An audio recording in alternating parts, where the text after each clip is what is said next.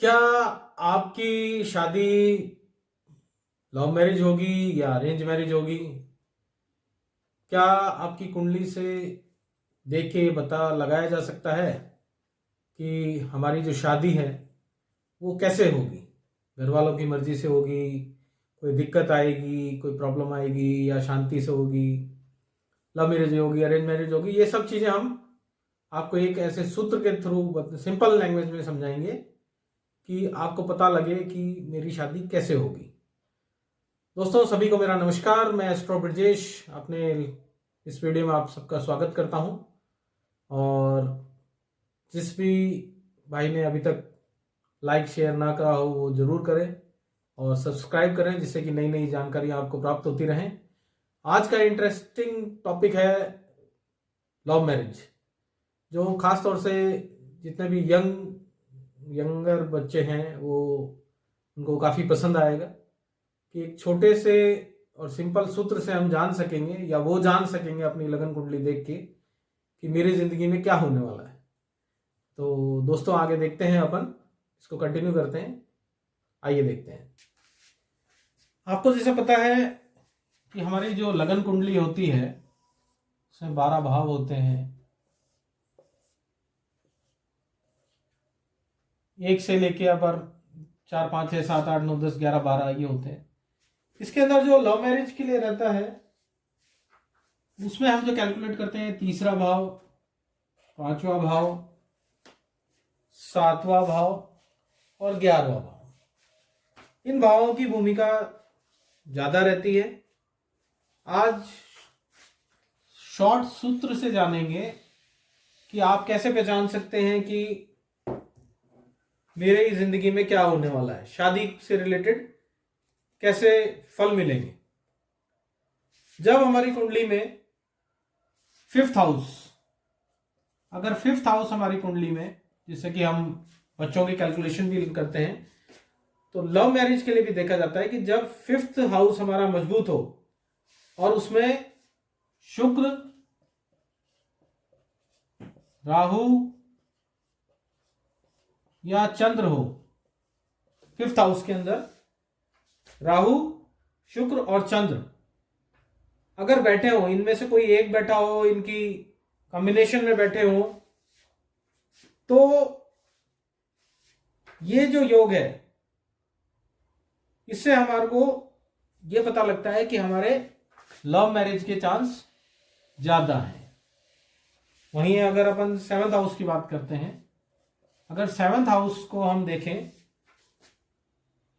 और फिफ्थ, जो अभी मैंने बताया फिफ्थ और सेवंथ हाउस का अगर कोई संबंध बन रहा हो, फिफ्थ का मालिक सेवंथ में बैठा हो, सेवंथ का मालिक फिफ्थ में बैठा हो, या इन दोनों का रिलेशन बन रहा हो, दृष्टि संबंध बन रहा हो, तो लव मैरिज का ये भी एक बड़ा संकेत है।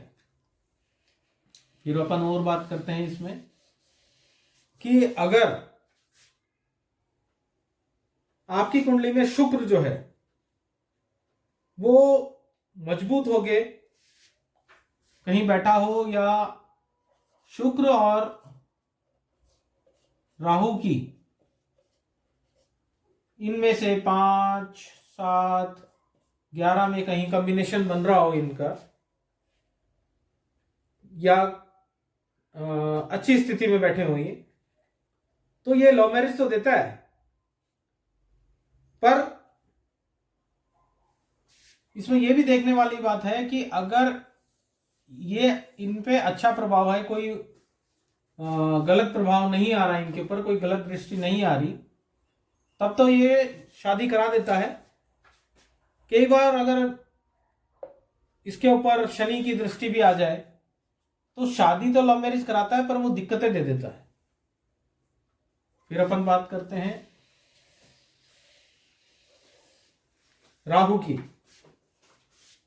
अगर आपका कुंडली में नाइन्थ हाउस, जिसको हम भाग्य भाव बोलते हैं, भाग्य भाव जो होता है, ये अगर आपका कमजोर है, आपकी लगन कुंडली में भाग्य भाव कमजोर है और पंचम भाव और सप्तम भाव जो मैंने आपको बताया था, इनमें शत्रु राशि बैठी, किसी भी तरह से कोई टकराव आ रहा है, तो लव मैरिज के चांस तो बनेंगे, पर आपका जो परिवार है वो आपके अगेंस्ट रहेगा। तो एक और हम चीज देखते हैं कि अगर आपकी कुंडली में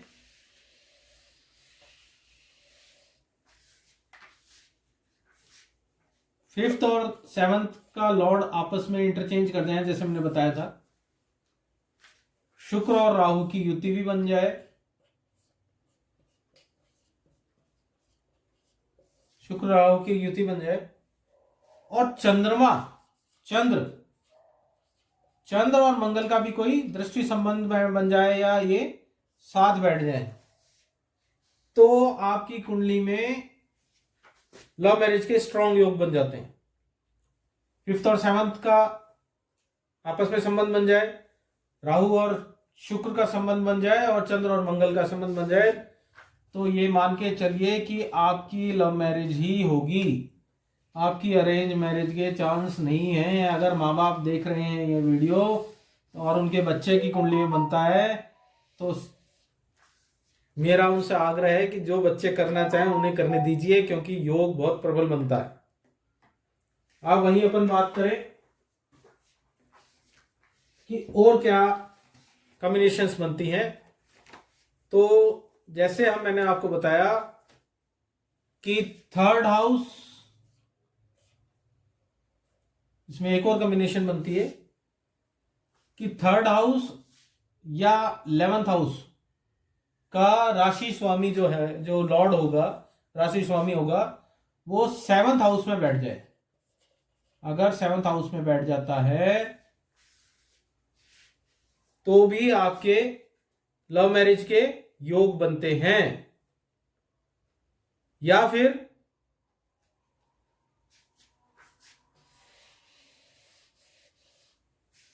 इसमें एक और चीज बनती है कि 7th का स्वामी,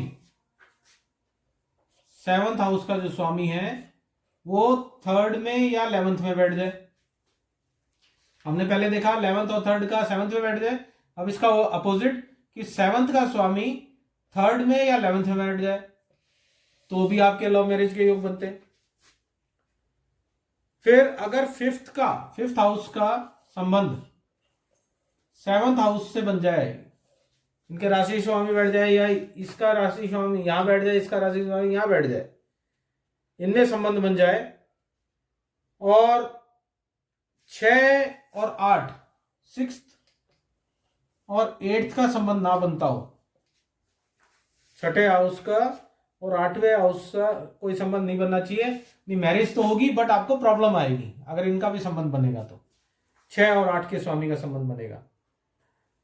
और अगर 3, 5, 7 और 11 भाव जो है, इनमें अगर इनका स्वामी बैठ जाए, 5-7 का रिलेशन अगर इनसे बैठता है, तो आप मान के चलिए कि आपका 100% लव मैरिज होगी 3, 5, 7, 11। अब एक और देख लेते हैं अपन। अगर मंगल आपकी कुंडली में लगन में यानी फर्स्ट हाउस में बैठ जाए, 4th हाउस में बैठ जाए या 7th हाउस में बैठ जाए, मंगल अगर आपके लगन में 4th हाउस में या 7th हाउस में बैठ जाए, तो आपकी लव मैरिज होगी। या 7th हाउस का स्वामी जो है, लॉर्ड जो है, ये मंगल के साथ बैठ जाए, 7th हाउस का जो स्वामी है वो मंगल के साथ बैठ जाए, तो आपकी 100% लव मैरिज होगी। माँ बाप चाहें या ना चाहें, आपकी लव मैरिज ही होगी। फिर एक और चीज देखते हैं इसमें।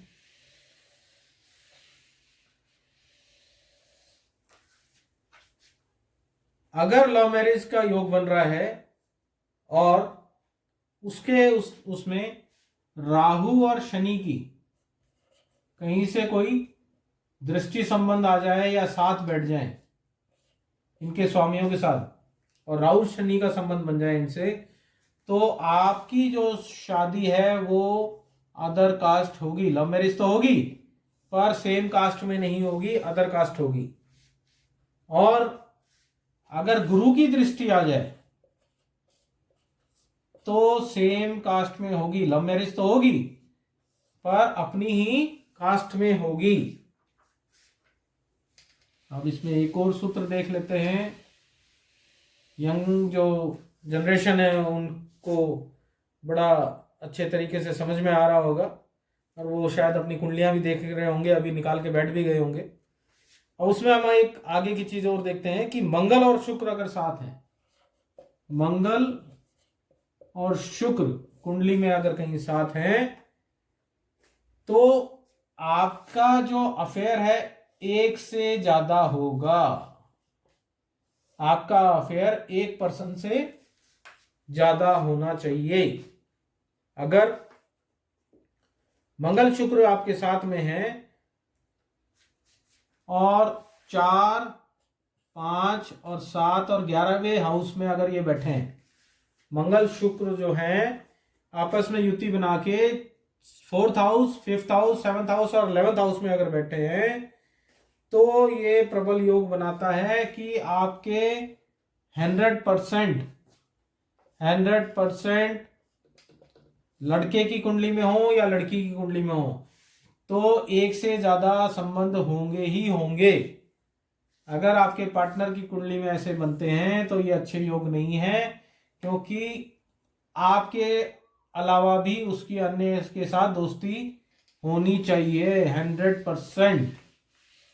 फिर हम एक और बात करेंगे, यदि नीच का ग्रह 7th हाउस में बैठ जाए, नीच का ग्रह कोई 7th हाउस में अगर बैठता है, तो लव मैरिज की इच्छा तो होगी पर होगी नहीं, सिर्फ इच्छा ही होगी। क्यों? क्योंकि नीच के ग्रह जो हैं वो अपना अशुभ फल भी देते हैं। अब वहीं हम बात करें कि जैसे मंगल नीच का बैठा है 7th हाउस में, तो क्या फल देगा कि विवाह में देरी करेगा एक तो, और एक पति की मृत्यु के चांस बना देता है अगर मंगल नीच का होके 7th में बैठा है। वहीं अगर चंद्र की बात करें, चंद्रमा नीच का होके बैठा है 7th हाउस में, तो लव मैरिज में समस्याएं देता है। ठीक है। फिर हम अगर बात करते हैं, अगर बुध भी नीच का बैठा है तो सेम रिजल्ट कि लव मैरिज में समस्या देगा। फिर हम और आगे बात करें तो गुरु की अगर हम बात करें कि गुरु अगर नीच का होके 7th हाउस में बैठे हैं, तो आपकी लव मैरिज तो होगी पर जिससे लव मैरिज होगी वो आपसे अधिक उम्र के होंगे। ये आपका सूत्र जो है 100% फलित होते हैं। फिर हम बात करें कि यहां पे अगर नीच के शुक्र बैठे हैं, शुक्र तो अच्छे हैं 7th हाउस में, पर अगर नीच के होके बैठे हैं तो अच्छे नहीं हैं। ये भी विवाह में समस्या देंगे। लव मैरिज होगी पर समस्याओं के साथ होगी। फिर अगर हम शनि की बात करें तो शनि जो हैं अगर यहाँ नीच के बैठेंगे तो ये भी विवाह में समस्या देंगे, प्रेम विवाह में समस्या देंगे। आप इस छोटे से वीडियो से ये जान सकते हैं कि आपको किसी को कुंडली दिखाने की जरूरत नहीं है। आप स्वयं कैलकुलेट कर सकते हैं कि आपकी कुंडली क्या कहती है कि आपका प्रेम विवाह होगा या नहीं होगा। अब इसमें एक छोटी सी चीज और मैं बताना चाहूंगा आपको कि अगर 7th हाउस जो है, मुझे समझाने की जरूरत नहीं है, सबको पता है 7th हाउस कौन सा होता है। तो 7th हाउस में अगर आपके 1, 4, 7 और 10 अगर लिखा है, यानी कि अगर आपके चर राशि उसमें आ रही है तो आप ये मान के चलिए कि आपका जो विवाह है वो दूर होना चाहिए। ये आपका विवाह कहीं आप जहाँ रहते हैं जो जन्म स्थान है उससे काफी दूर होना चाहिए। वहीं अगर आपकी कुंडली में 7th हाउस के अंदर 2, 5, 8 और 11 नंबर की राशि है जिसको स्थिर राशि कहते हैं, स्थिर राशि कहते हैं। अगर ये बैठी है 2, 5, 8, 11 स्थिर राशि आती है तो आपका जो ससुराल है वो ज़्यादा दूर नहीं होना चाहिए। आपके जो गांव है या शहर है, चांसेस यही है कि ज़्यादा दूर नहीं होगा, पास में ही होगा। वहीं आपकी कुंडली में अगर 7वें भाव में 3, 6, 9 और 12 नंबर की द्विस्वभाव राशि बैठी है, द्विस्वभाव राशि बैठी है, तो इसका मतलब ये होता है, द्विस्वभाव राशि बैठती है तो आपका विवाह पास में ही होना चाहिए। आपको ज्यादा दूर ढूंढने की जरूरत नहीं है। आपके आसपास के गली मोहल्ले में या फिर ज्यादा दूर नहीं होनी चाहिए। आपका विवाह पास ही होगा। दोस्तों, आपको ये जानकारी कैसी लगी वो जरूर बताएं। अगर आपको जानना है कि आपकी कुंडली में योग है या नहीं है लव मैरिज का, तो आप अपनी जन्म तिथि, समय और स्थान, डेट ऑफ बर्थ अपनी, आपका जो जन्म स्थान है वो प्लेस और अपना टाइम, ये 3 चीजें मेरे व्हाट्सएप नंबर 9636486397 पर मुझे व्हाट्सएप करके आप भेजिए। मैं आपको आपकी जानकारी निकाल के दूंगा कि लव मैरिज है या अरेंज मैरिज है। वैसे तो आपको मेरे वीडियो से काफ़ी सपोर्ट मिल जाएगा, फिर भी अगर आपको लगता है तो आप मुझे भेजिए और इस वीडियो को लाइक करिए, शेयर करिए और मेरे चैनल को सब्सक्राइब करना ना भूलें।